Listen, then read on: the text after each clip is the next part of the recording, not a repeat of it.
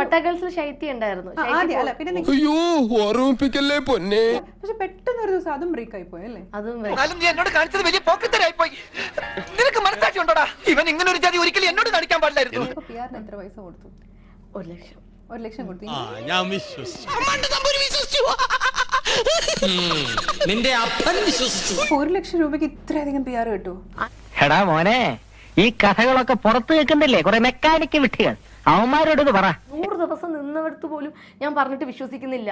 ഞാൻ കുക്ക് ചെയ്യത്തില്ല, എനിക്ക് കുക്ക് അറിയില്ല. ഞാൻ എന്തോ എങ്ങനെ കിച്ചണിൽ പോലും കയറി ഒരു മടിച്ചിപ്പാറോ വീട്ടില്.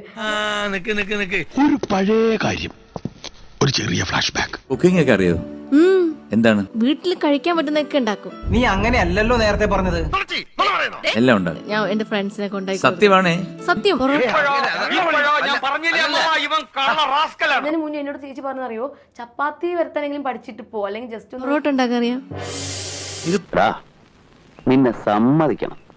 നിന്റെ വായിൽ എങ്ങനെയാടാ ഇത്രയും പെട്ടെന്ന് ഇത്രയും വലിയ നുണകൾ വരുന്നേ? ഒന്നത്തെ കാര്യം, നമ്മൾ ചെയ്യുന്ന ഒരു കാര്യം നമ്മൾ കുറച്ച് സ്നേഹമൊക്കെ കൊടുത്തു കഴിഞ്ഞാൽ അത് നന്നായിട്ട് ചെയ്യാൻ പറ്റും.